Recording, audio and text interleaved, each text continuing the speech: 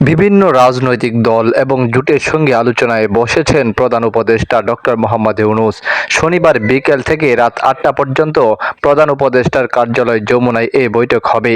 গত ৫ August BNP, জামায়াতে ইসলামী সহ যেসব দল ডক্টর ইউনূসের সঙ্গে বৈঠক করেছিল, তাদের এবারের বৈঠকে ডাকা হয়নি। আমন্ত্রণ পাননি গণ অভ্যুত্থানে ক্ষমতাচ্যুত আওয়ামী লীগ। মত বিনিময়ে এ সভায় ডাক পাননি ১৪ দলীয় জোট জাসদ, বাংলাদেশের সমাজবাদী দল, বাংলাদেশের কমিউনিস্ট পার্টি, গণতান্ত্রিক party, Bangladesh national Awami party, বাংলাদেশের workers party, Zaker party, Bangladesh Tariqat federation, Bangladesh Khelafat আন্দোলন, বাংলাদেশ ন্যাশনালিস্ট ফ্রন্ট বিএনএফ, জাতীয়বাদী গণতান্ত্রিক আন্দোলন এনডিএম, তৃণমূল বিএনপি, বাংলাদেশ জাতীয়বাদী আন্দোলন বিএনএম ও বাংলাদেশ সুপ্রিম পার্টি সহ আরও কয়েকটি দল।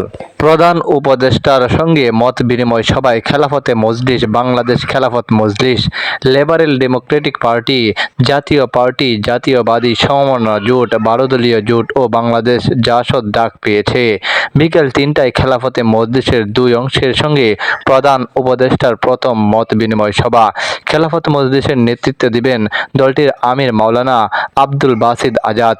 প্রতিনিধি দলে থাকবেন ডক্টর আহমদ আব্দুল কাদের, মাওলানা সাখাওয়াত হুসাইন, জাহাঙ্গীর হোসেন ও মুনতাসির আলী।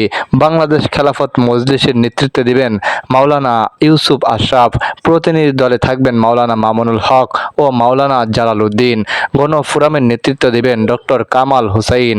তার প্রতিনিধি দলে থাকবেন মোস্তফা মহসিন মন্টু, সুব্রত চৌধুরী, এস.এম. আলতাফ হুসাইন, মিজানুর রহমান, জগলুল হায়দার আফ্রিক, মহিবউদ্দিন আব্দুল কাদের ও মুশতাক আহমেদ।